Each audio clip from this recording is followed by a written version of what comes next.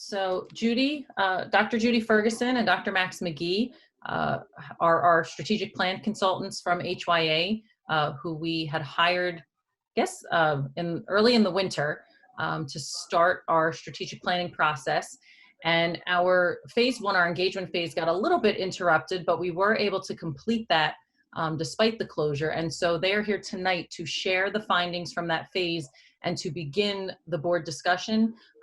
In talking with them yesterday, realizing that the presentation might take the better part of the time we have allotted, along with board questions. If we need additional time for board discussion, they had indicated that we can set up another session for them to come back so that we can make sure we have adequate time for that discussion. So don't worry tonight if it starts to get close to 7 and we haven't been able to have a robust discussion yet. Okay, so I will turn this over now to Dr. Ferguson and Dr. McGee. Well, great. Well, thank you so much, everyone. When we first talked with Mr. Stiles and Superintendent Jewett back actually before winter break, our intention was to be there in person this evening. So thank you for setting aside the time and setting up the Zoom session. Hazard Young and Associates has been around for 35 years, but we've really just been working on strategic planning the last 5 years. Dr. Ferguson has done several. I've worked on a few as well. And everyone is unique. And I just, at the outset, wanted to thank the board for trusting us and also thank the larger community for engaging with us in this process. And as we go through, we'll talk about what that engagement phase would involve. But I'll tell you, we just had great feedback online, great feedback from surveys, great feedback from focus groups. And so I think as we go through tonight, what you'll see really reflects the community, reflects community engagement. Well, and we trust that as we finish with the second and third phases of the plan, it will really reflect what is best for students, best for the community, and really set a great roadmap for the next 5 years. As Dr. Jewett said, we started in January, and here it is April 14th, and we're here to report on phase one, the engagement phase tonight. Dr. Ferguson, to you. And next slide, please.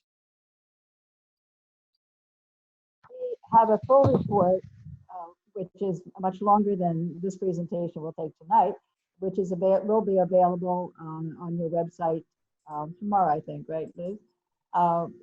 So we'll be referencing some areas in that report that you might want to look at for more in-depth information. But tonight we're going to give you an overview of the process. We'll talk about the method of inquiry that we use. We were asked to look at the 2015 strategic plan and make some recommendations there.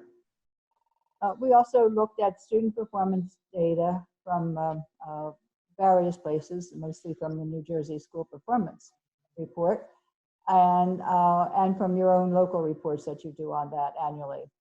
We had a survey that was conducted online, and we'll give you those results, and we'll also give you feedback from the various feedback sessions we conducted.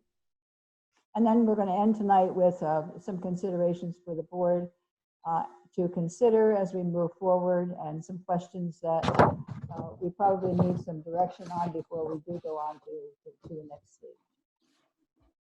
Great, thank you so much.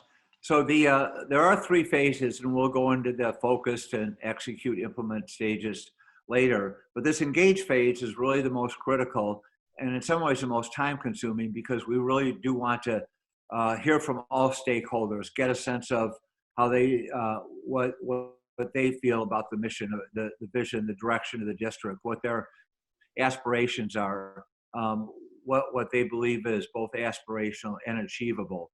So this phase, we first of all sat down and designed the process, working with Dr. Jewett and others.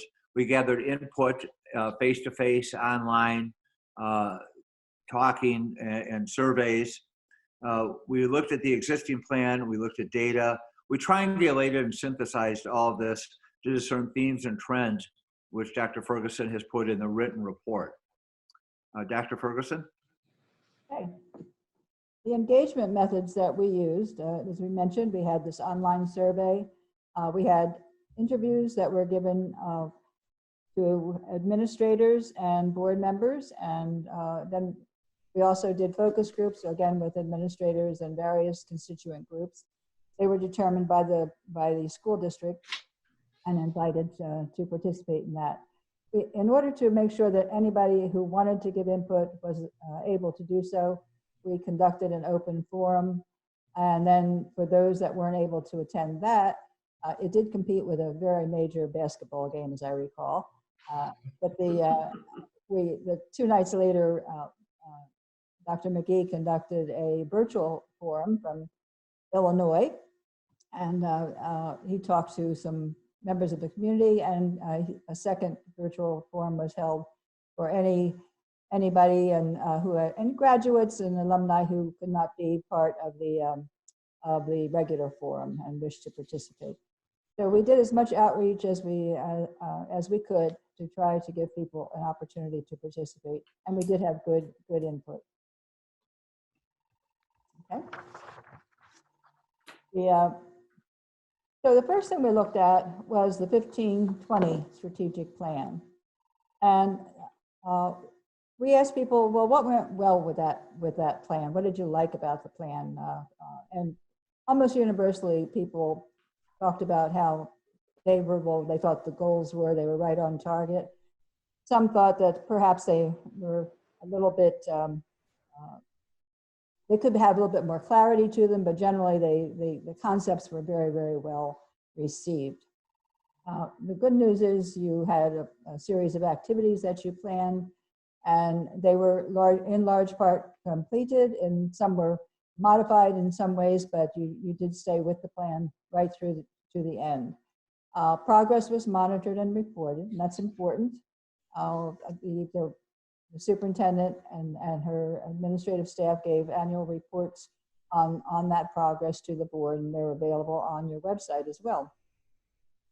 You aligned with your budget with your goals, which is not that you have a lot of leeway in what you can spend in a school budget, but there is a little bit of money that's available for local decision making, and we know you were that you funded the projects that you needed to fund to get the activities completed and the goals partially, if not completely, reached. And then accountability systems were implemented, and that's a very good attribute for strategic planning. People were responsible for implementing different plans, and and they were held accountable for that. The administration took hold of that, and it worked its way down through the department systems where activities were implemented on a departmental level as well. So that's the good news about that plan. We congratulate you on that. There were questions. I mean, this was your first start in strategic planning, and you really didn't even have the full 5 years by the time you approved the plan, and then we had the interruption this year. It was far less than that, so you've accomplished a lot. So there are some things that still need to be done and some questions that people raised along the way. While everybody thinks the social emotional health goal is very, very important, and everyone wants to continue it, there was a lot of question, I guess, about, well, how does one really best address the needs of students in terms of social emotional health? We can give lessons, we can have speakers, we have a special room and counseling services. Do we do this, and does every teacher address this, or do we have certain teachers address it? So there were questions around that, and you're still struggling a little bit with trying to find the best strategies for that. And a lot of questions came up about, are we doing enough for the non-college bound student or for the child in the middle? The third goal, which dealt with creative, innovative, and interdisciplinary learning, had, in particular, in the interdisciplinary aspect of it, when there's a tradition in schools that is long-standing for teachers to approach teaching through a discipline structure. There are subject areas that are, teachers are arranged by English and math and science and social studies, and they have meetings in that category. Teachers have been taught in that manner, and they were taught to teach in that manner. And colleges continue that tradition in large part. So it's very difficult to make a shift in the way you do business when you have all the pressures of college testing and longstanding traditions in place. So I think that gave people some difficulty, but there was a lot of progress made in exploring ways in which that could be done. But certainly there were many other activities that were highly successful there. Then the question came up, well, are the goals the ones we want to keep going forward, or do we want to modify or replace some? Do we need to add to them, take away? So that's where we are with the planning process right now. And then again, I think we need to look at systematically, and this has to do with the interdisciplinary piece as well as others, what system changes should we be making to ensure that the changes we want to employ are easily integrated into our way of doing business. So I think that's where you are with your last plan. But we did look at student performance indicators because that's what you are using to measure your progress, and that's what most school districts use to measure their progress. The state of New Jersey requires annual testing and reporting, except for this year. And there are other methods that you can use to kind of take a barometer on how are we doing. The New Jersey School Performance Report did come out in March for last year's class. There was a very nice narrative part of that kind of encapsulated a lot of the successes in areas of non-academic areas as well as academic. But in terms of the non-academic areas, athletics and co-curricular, the principal reported that you had 30 interscholastic sports, 63 clubs and activities, that 92% of your students were enrolled in college, and that was documented in the data part of the plan of the New Jersey report as well. They were enrolled in college within 16 months, 92%. There are 24 AP courses given, not all last year, but they're in the curriculum and they're available to your students. You have very good participation rates and scores in SAT, PSAT, and ACT testing. You're well above the state averages in that area, and you're especially strong in reading and writing and in English areas when it's tested by those national exams, as well as state exams. Merit Scholars, you have ongoing success annually. You've been tracking that for 6 years. Some years you get more kids who qualify than others. It's up and down, but it's always good. You're doing a great job with that. SAT scores very much higher than state averages and comparable to your competitor schools. During the course of the questioning for focus groups, I asked the question, well, who's your competition? And people mentioned a lot of different schools, private and public, but there were three that kind of came out more regularly than the others, and they were Berners High School, Chatham, and Bridge High School. So in the report itself, I've given a little data comparing SAT scores and some other minor things to those districts. Their performance on the U.S. News and World Report ranking, I've also put in there. You're not quite as high as a couple of them, but you did very well competing with Bernard's. And I will mention that in I think it was just a couple of weeks ago, the U.S. News and World Report ranking came out for this year. And you actually improved in your ranking if you go back to last year's scores, and the other three schools did not. So they actually went down a little bit. So that's a nice trend. You might want to keep an eye on that. So congratulations on that. You're doing a great job. If I, at the risk of saying, quoting Garrison Keillor, all of your students are above average, and it's you're doing a great job in Lake Wobegon.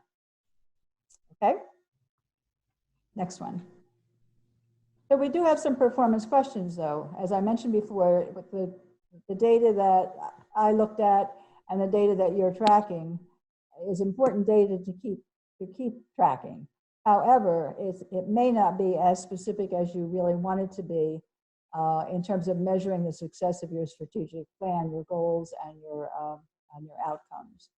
So that's what we're going to help you with in this next round, and you asked us to do that. But we also need to figure out exactly what it is you expect of to do for students. The students are your clients, there's no doubt about that. But what is the mission? What is it that what's the most important thing? What are the most important outcomes for your students in the future? And once we figure out what plans you're going to put in place to make that happen, we need to look for more concrete measures of success. This is tough work. It's not, it's easier just to take standardized tests and report the results. To find other measures that are significant and important and useful is more difficult, but it's good work to do and it's worth doing. And it will tell you when you arrive at accomplishing your mission and achieving your vision. And the survey says, we'll find out what it says in a moment. But what I wanted to do was just really congratulate the communications team, superintendent, board members who got the word out about the survey. We do a lot of surveys for strategic planning and for executive searches.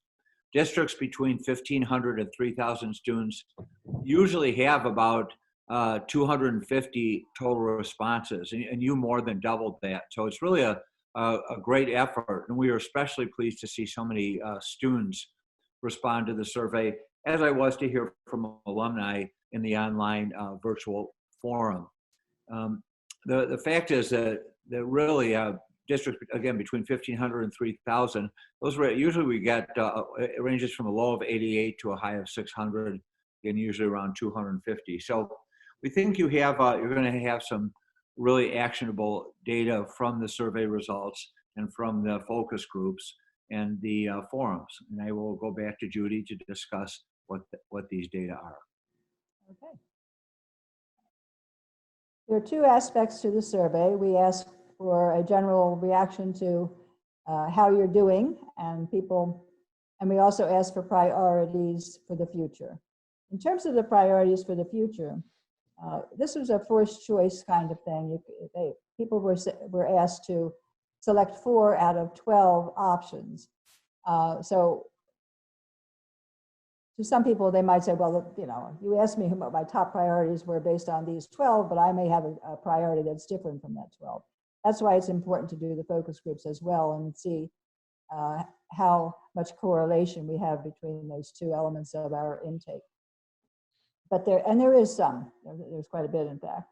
The top priorities of the total number of people who responded, now we're looking at that 530, come in this order. The first one being fostering a positive professional climate of mutual trust and respect among faculty, staff, and administrators. That was that particular priority was also reflected in a lot of the data we got from our focus groups. The second highest priority was recruiting, employing, and retaining effective personnel throughout the district and its schools. I will say that didn't come out as a need in any other area.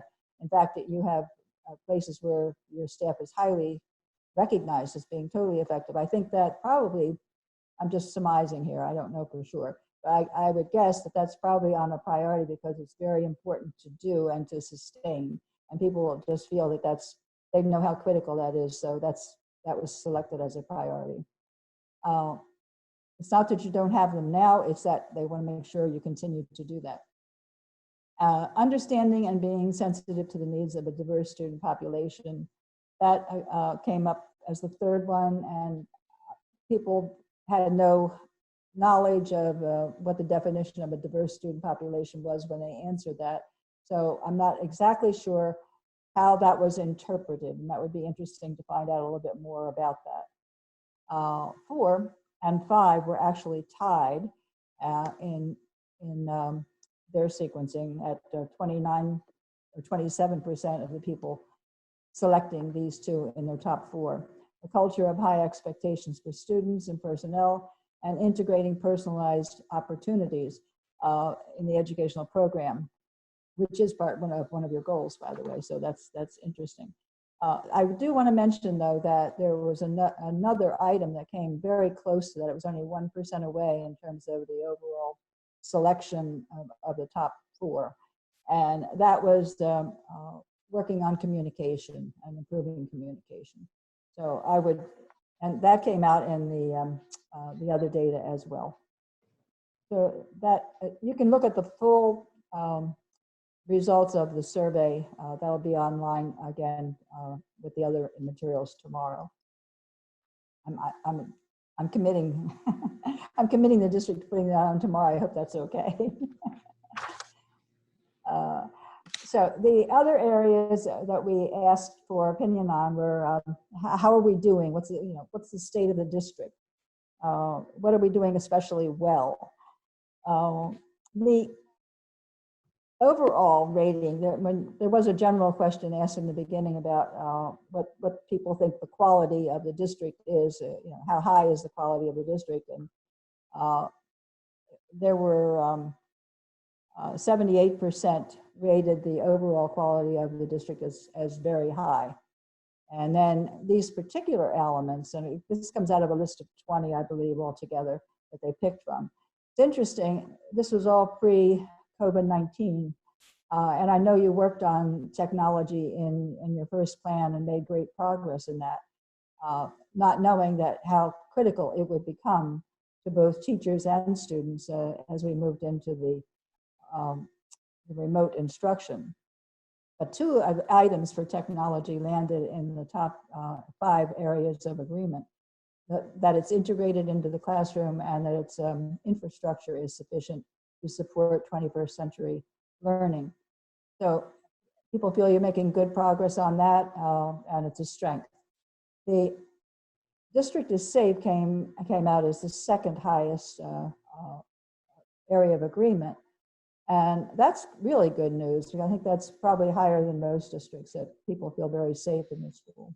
And you do have a great security system, but it's more than just the security system. It's also the way they're made to feel by the adults who are in the building. Having high standards, no surprise there. You do have high standards, and people agreed with that. You have good facilities. I did want to mention again, there were 2 other areas that fell into like 64% of agreement. And that was that you hire effective staff, which is what I was saying in the earlier slide. The other was that students are on track for college and careers. So, you got a 64% agreement on that.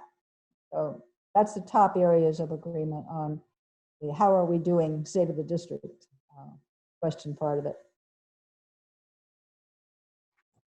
Okay, let's go into the discussion groups that we had. These were held over about 3 weeks, I think, and we had numerous opportunities and sessions to meet with people and talk to people. I conducted 16 individual interviews. That was with the Board of Education members, business administrators, superintendent, the new high school principal, and 3 directors. Then there were focus groups that were held for invited members of various groups that were selected by the board and the superintendent, who they felt were representative of the various constituents that you have, internal and external. Internally, we met with all administrators, a group of students, nice group of, a mixed group of students, different grade levels and different backgrounds, and I ran out of time talking to them. They had to go back to class, so we didn't finish our full discussion, but it was a wonderful discussion. Met with a parent group, and a lot of intake from the regional representatives. There were meetings with the superintendents, the middle school principals, and the special education directors. Then in addition, we had actually 4 open forums, if you want to count the 2 virtual, no, 3, that's right. The 2 virtual and 1 in-person open forum. I counted 96 people who were discussed with, who came to those events and who offered their opinions. So I think that's an excellent showing are the representative constituents. So what did we look at? The main things, strengths, again, just as the survey, strengths and areas of need so that we can guide the next plan. There were universal agreement on these strengths. Everyone, if we had a chart, it was almost, I would say 100%. Said something wonderful about your teachers. It wasn't always the same words, but it was always good words. Often I heard words like caring, professional, committed to their work. Students, again, students didn't say this but about themselves, but others all did, saying how wonderful your student body is. They described your students as motivated, talented, engaged in learning. And the word I heard very frequently was kind. I think that's a wonderful attribute.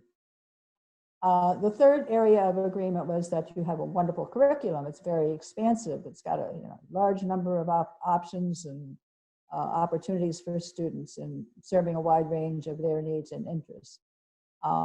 And the fourth is that the co-curricular programs are extensive, that students can pursue interests and talents in a broad array of options, athletics, clubs, activities, competitions. So that's something to be really proud of. I think you're doing a great job in terms of those strengths for sure. Now, when we ask about current issues, and we ask it in different ways, and it came out in different questions, but there were several that really are a reflection of things not new necessarily, but things you're working on and that people feel you have to continue. There are a couple of areas that are not in your current plan that were expressed. One of them being the enrollment changes. A lot of people talked about the declining enrollment and the changing demographics that are either coming now or are likely to come in the near future, and planning for those, planning in terms of getting ready for that. A lot of the other, I think school climate, culture, and spirit is probably new in large part. The rest of them are really reflected in some way in your current plan. So I would say they are issues or they're current issues that you already started work on and you need to continue because you're not there yet. And they deal with things like course the rigor, more the consistency of rigor across disciplines and even within disciplines. Grading practices, GPA, student access to courses, course levels, and all of those things. I put them all under the area of curriculum. They all came out in different places and discussions. Diversity, you're working on that now. That came out again as a standing issue. And I use the term child in the middle for the third one. That's an old term that goes way back in my history as a school administrator. My days in Princeton in the 1980s, when we first started talking about taking care of the needs of the child in the middle. The child in the middle can be different things to different people, but I heard people concerned about the child we're talking about high school students, I won't call them a child, but the high school students who aren't your top achieving kids. They may not be going to top tier colleges.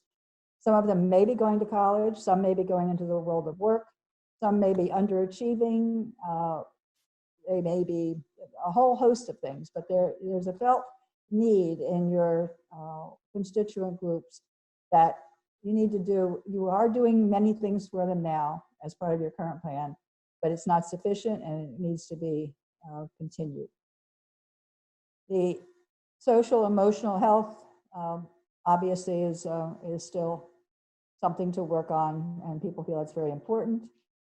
You got accolades for doing good work in improving the articulation, especially from your elementary folks. They think you've done a really good job at improving articulation with the elementary districts and working on the student transition, but they still feel that there's more that can be done there so that when 8th graders arrive on the steps of the high school for the first day, they feel like they can comfortably arrive and integrate easily into the high school.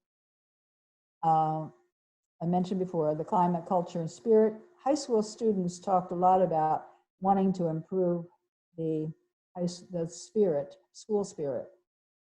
Teachers in particular talked about wanting to improve the climate, and others talked about the overall culture of the school that's sometimes described as overemphasizing achievement at the expense of and competition for grades versus a spirit of learning together and loving learning. Career pathways, again, that's in the current plan. More needs to be done there. I mentioned the last one already. A lot of work to be done, but it's all good work and important work. Okay. So what went well with the plan? I mentioned before, it was used as a good planning and budgeting tool. Definitely raised awareness and concern about social and emotional health. The goals are meaningful. Those three are just almost universally accepted. There was also mentioned in various ways that there's a beginning, and that's why I use the word increased collaboration among teachers. And this really is not just among teachers, but between teachers and administrators as well. You have the beginning of a new way of doing business that needs to be nursed along and improved over the next plan. But it started, and that's why it went in the list of what went well with it. You know, it significantly changed a way of doing business together for your professional staff. Again, this is somewhat repetitive, but when we ask what to do in the next plan, you'll recognize the same list that came up on outstanding issues. So outside of the ones I've already mentioned, I don't think there's anything new there. I think we've gone over that. Okay. But I love this one. This is, I asked, and I'm going to be sure to mention to the board, when I was going back and cross-referencing, getting ready for tonight's presentation, I realized we left out one significant page in the appendices. So in the version of the report that's in your folder and the one that will go on to the public and the staff, there is an additional page for feedback on aspirations, because it was a complete page, 30-some responses from teachers and staff members. That was critical, and I have quoted it here, but somehow it didn't land in the report, so we fixed that, and I hope that's the last fix for you, but that report should be correct now and complete. So, but there are 2 pages of this, and I just want to highlight it very quickly. I took 9 out of 60 statements. There were 60 different versions of this. The teachers were able to really make a nice list because we had to change our method of intake due to the school closing. We had scheduled an open session with them for a staff meeting, and they were all going to be present. Then school got canceled, so that didn't happen. So they were generous with their time and gave answers to a written survey of the questions we would have asked them had they been in the meeting. And one of those questions was what their aspirations for the future are. So there's good detail in the report, in the appendices. These are kind of prototypical responses that came from teachers and parents who were asked this question, and support staff too. And there were a couple of support staff who offered ideas here. So some people want to be, and I think of the board, I asked this question too. But what people are looking for the future, 10 years from today, it was asked in this way. One person said, I'm going to be ahead of the curve in pedagogical and technological practices. What a nice goal, huh?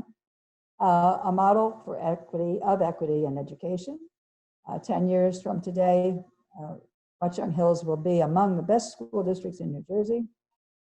It might already be there. A place where all student needs and interests are well served. A place where each student feels valued and connected. And this is continued on the next slide. Dr. Jewett, thank you. And 10 years from today, Watchung Hills will engage and celebrate all students at all academic levels, feel like a family and a community, produce students who balance academic drive with healthy lifestyles and social responsibility, and produce future world leaders who positively impact society. Those are direct quotes from constituents. I didn't use any of my editorial license with that. So, and they're beautiful. I love them all. Okay. We did ask groups to share with us what they think your rules should be. If you were going to create rules for behavior for the adults in the district that they agree to in order to ensure that you achieve your mission, these are the kinds of ideas that came back to us. Again, these are direct quotes here. Yep, they are. I'm just checking that because sometimes I have made editorial changes to, but these are direct quotes. So in order to achieve our mission, we will celebrate student success and stimulate school pride. We will communicate with and actively engage parents and guardians in the education of their young people. We will consider the impact on the social and emotional needs of students in making educational decisions that impact them. And next slide. In order to achieve our mission, we will encourage and reinforce dispositions towards civic responsibility and social awareness. We will foster a school environment that is based on collaboration, caring, and mutual respect. We will guide and prepare all students to pursue their postgraduate plans and careers of choice. We will provide opportunities for students to grow in maturity and independence. We will provide culturally responsive learning opportunities in inclusive and equitable classrooms. We will value each student equally, regardless of placement or achievement. Again, beautiful work from your people. Okay, and the one additional area we did ask for feedback on has to do with building a portrait of a graduate. And the concept of the portrait for a graduate has been around for a few years now, and it's really caught fire with schools as they develop strategic plans and they add to it what the outcomes are of their work, what they want their outcomes to be in terms of the kind of student they produce. It actually was developed by a nonprofit organization. I'll give credit for that. It's not, HYA didn't create the portrait. It's been out there for a while, and it's I'm sure it's copyrighted by Patel for Kids, which is the nonprofit organization, the concept of a portrait, but the content certainly it is local, and this is right from your own people in terms of what people think you should be doing to prepare your students to be successful in life, not just successful in college, but successful in life, successful and happy and effective. So there's 2 pages. I would say there's general agreement, and I didn't have, not yet, hold on. There's general agreement on the critical thinking, problem solving, learning kinds of areas. The other areas on personal characteristics and practical skills, social responsibility, were very specific, and there's long lists of what people said in terms of traits and characteristics in the appendices in the report. I've grouped them here in one way. I'm not recommending this be your final product. This is just to give you some thoughts for as we move on to develop this to everybody's satisfaction. But they kind of fell into the areas of communication. That was generally accepted by everybody. You have to be good at reading, writing, speaking, and listening, not just the written word, but all the media that they will be dealing with, including all that personal media that's out there, social media.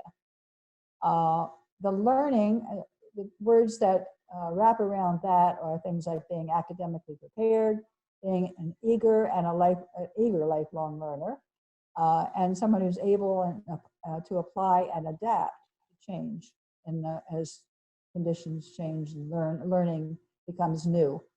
The personal characteristics often mentioned were things like being confident, motivated, passionate, self-directed, self-controlled, balanced, able to manage stress, and to self-advocate. Heard self-advocate a lot. And I also heard self-directed, that was very frequently mentioned too. Taking responsibility for one's behavior was also very, very prominent. I know that's in there somewhere. I can't land it right now, but it was a word that was used frequently, and we don't want to lose track of that, because that personal responsibility was very important to a lot of people. Practical skills, though, really about being able to organize yourself, be resourceful, be thoughtful, mindful, manage your time efficiently, and conduct tasks independently. Recognized as important to being an effective adult member of society. And then the social responsibility aspect of being respectful, compassionate, other-directed, inclusive, caring, kind, being a steward of natural resources, and a servant to the community. These are the kinds of concepts and ideas that came out of that discussion. Again, we can use all of this input and rework it in different ways. In fact, if you go to the next slide, Dr. Jewett, I did a very rough graphic for you. But when you do a portrait of the graduate, and you'll see when you look at what other school districts have done, there's usually a graphic with the big ideas on it, and then there's more detail as you drill down. This can be dressed up by, and many of your students, I'm sure, can do a much better job than this, and we will ask them to do that when we get ready and we know what the content will be. But it will be something of a graphic like this that shows the interconnection. And we can change the content too. I do want to mention and give credit to, and we don't want to lose this, you have already developed a major list, and the board has approved of essential school-wide learning results, which capture a lot of what this is new in this report. There's a lot of similarity and a lot of overlap. I think we'll take those two documents and try to marry them in some way, the new input with the old input, and hopefully come up with something that represents a combination of those two. So we can play with that. The things that I think are missing from what people told me and what you had already approved and as essential learning are in the areas of artistic expression, for one, and the interrelationship of science, music, art, and technology. And then also a little bit more in the international and national awareness area. That didn't come out in the focus group information. So to make that better balanced, we can hopefully, as I said, marry those two pieces of information. Okay, now I think we're back to we are, and we'll close out with a quick summary of these last two phases. We appreciate your patience and attention very much. So the focus phase involves primarily the facilitators from HYA working with your design team, synthesizing all this information that you just heard from Judy, and then to document the mission and vision of the district, and really put together the first draft of the strategic plan document, which would go, as Superintendent Jewett can explain more detail, beyond the design team to the leadership team, and eventually to the board for approval of the strategic plan. But in the second phase, we will work with you and for you to create the mission, the vision, what we call the guiding principles. Those are also known as values, belief statements. Develop the strategic goals and objectives. As much as we prefer to do this face-to-face, it can be done online. In fact, I'm working with a school district now. We have 31 people on the design team, and we have to split up into separate rooms. It takes a lot of orchestration, but it's working out. So with smaller team, I'm sure we can do it and deliver a great plan for the board discussion and approval. Let's go on to the next slide, please. The final phase is executing the plan. Really, and this is both implementation and evaluation of it. So what we will do is we'll work with the team, the design team and key administrators to really put together a work plan, to put together the action steps that will accomplish specific actionable metrics. And we want these objectives to be both aspirational and achievable. And so that we have metrics that we can report on quarterly or semi-annually or annually. And to assist with that, we have a dashboard. It's populated with tiles, and each one of those tiles represents one of the objectives. And we put those into a really nice 1 or 2 page reporting document so that the board can monitor the progress. We can report to the community. And then we like to come back at the end of the year, Judy and I, and check in with the board, the leadership team, the design team, the individuals who were leading action plans, and get some feedback. What went well, what didn't went well, what kind of course corrections do we need to make? So those are the final 2 phases, focus and the execution stage, which again combines implementation and evaluation. And Judy, back to you. Okay, thank you, Dr. McGee. Okay, so we're ending with some big ideas. This is really a synthesis of everything we've talked about tonight, and all of which is in the full report. The things we'd like for you to think about as we move forward into the next phase. We think that your next plan should work on making school a place where all students feel valued and well served. Building a collaborative culture and a sense of belonging. Making a big school feel small, sparking school spirit and pride. Rethinking current grading and placement systems. Continuing your work on on social emotional health and diversity, equity, and inclusivity, and planning for an uncertain future. This originally was part of our report pre-COVID, when we were talking about reducing enrollment and changes in your student population, and now you have so much more of an uncertain future. It certainly is something that you'll want to consider as you move forward into your next plan. And what is it that we need to do to make sure that we're ready, to the extent that anybody can be ready for an interruption in our routines. Okay. So we would like, before we go into the focus phase, to know from you which of the 2 styles that I gave the board in it's the last page of the report.